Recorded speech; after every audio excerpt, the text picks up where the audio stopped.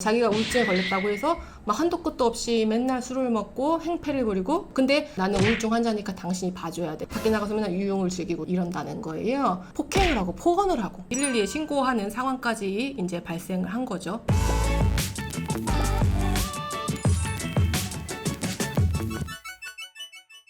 안녕하세요, 박은주 변호사입니다. 오늘은요, 구독자분들 중에서 사연이 있어가지고 설명을 드려볼까 해요. 많은 분들한테 이제 조금 도움이 되셨으면 좋겠다 싶어가지고. 굉장히 자세하게 적어주셨는데 너무 또 디테일하게 적으면 신상이 노출이 있기 때문에 일반적인 개념으로만 이렇게 설명을 드리는 거고요. 배경이 어떠냐면은 결혼한 지 10년 정도 되셨고요. 자녀분은 초등학생 2분이 있고, 배우자랑은 이제 같이 맞벌이를 해서 급여는 비슷하신 것 같아요. 근데 이제 못되겠다, 배우자의 여러 가지 문제가 있는데 전문직을 우리가 만들기 위해서 옥바라지 같이 비슷하게만 뒷바라지를 합니다.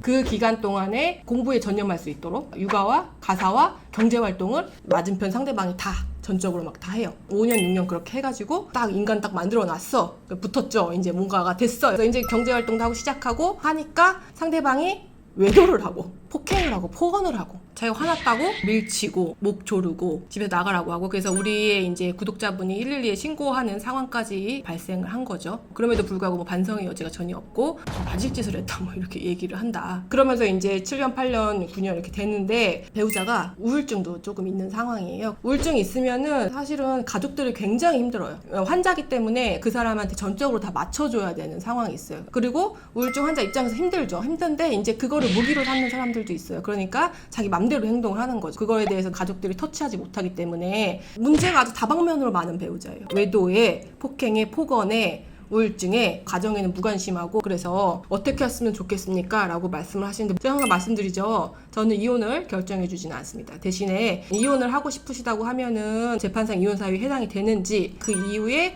양육권과 재산 분할 어떻게 되는지 정도까지만 제가 설명을 드릴 수 있는데, 최근에 배우자의 외도를 알게 되셨대요. 증거가 명확하게 어떤 거가 있는지는 확인은 안 되지만 증거가 있다고 하면은요, 외도를 안 날로부터 6개월 이내에는 이혼 소송 제기하셔야 되는 게 명확해요. 물론 그 이후에 제기하셔도 괜찮을 것 같지만 그 이후에 제기하면 조금 이혼을 당한 상대방이 말이 많아요. 그래서 아무 말도 못하게 우리가 함구시킬 수 있도록, 만약에 이혼을 결심하셨다면 빨리 제기를 하자. 분명히 이제 증거는 있어야 되고요. 그래서 이것만으로도 당연히 가능합니다. 외도의 증거가 있다고 하면. 근데 이제 배우자가 돌아와가지고 잘못을 빌거나 그런 게 아니고 막 큰 소리 치는 거야. 막 자기 우울증인데 자기 뭐 이거 문제 삼지 말아라 막 이러면서 적반하장으로 나오는 거 있잖아요. 정신질환 같은 게, 신체 질환 같은 게 배우자한테 발생을 했어요. 그거를 이혼 사유로 삼을 수 있을까요? 정신질환이 있다고 해서 그것만으로 재판상 이혼 사유에 해당되지는 않아요. 그 질환으로 인해서 파생돼서 일상생활이나 부부관계를 해치는 그런 일들이 실제로 발생했는가. 예를 들어서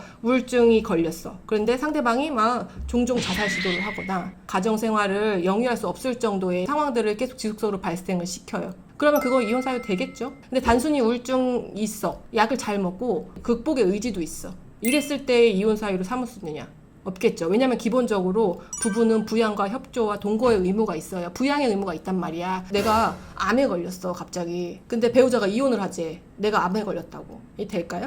상대방이 몸이 아프다, 정신이 아프다고 해서 그걸로 버리면 안 된다는 게 기본 입장이거든요. 물론 질환을 가지고 있는 사람은요, 고치기 위해서 노력을 해야 되는 거예요. 자기가 우울증에 걸렸다고 해서 막 한도 끝도 없이 맨날 술을 먹고 행패를 부리고, 근데 나는 우울증 환자니까 당신이 봐줘야 돼, 이혼을 하자고 하는 거는 부양의 의무를 해태하는 거고 나를 아기로 유기하는 거야 라고 상당히 많이 주장을 하는데, 본인이 어떤 식으로 노력을 하고 치료의 의지가 있고 그런 것들을 다 종합적으로 보거든요.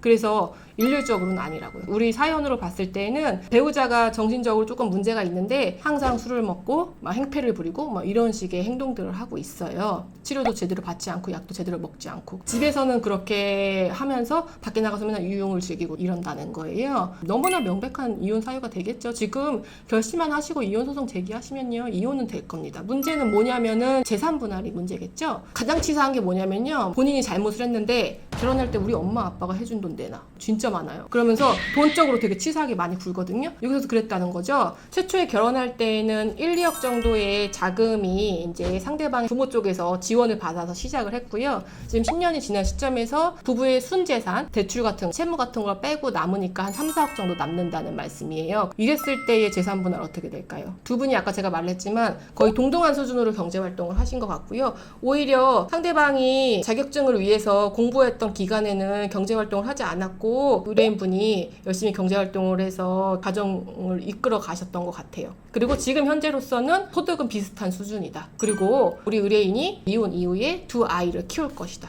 이랬을 때 결혼 10년 차에 전업주부야. 경제 활동을 하지 않았고 결혼할 때 상대방 측에서 부동산을 하나 갖고 왔어요. 전업주부 10년 차면은 30에서 35% 정도 생각을 하거든요. 그러면은 우리 사건에서는 조금 더 높지 않겠어요? 전업주부 아니었고 경제활동을 꾸준히 계속 하셨어요. 그 다음에 이혼 이후에 2 아이를 키울 거야. 이렇게 되면은 제가 봤을 땐 기여도 40에서 50% 사이에서 인정이 될 것 같고요. 재산 분할의 대상의 금액이 되게 크지는 않은 사건이에요. 그럼 이런 사건에서 뭐가 중요하다고 했어요?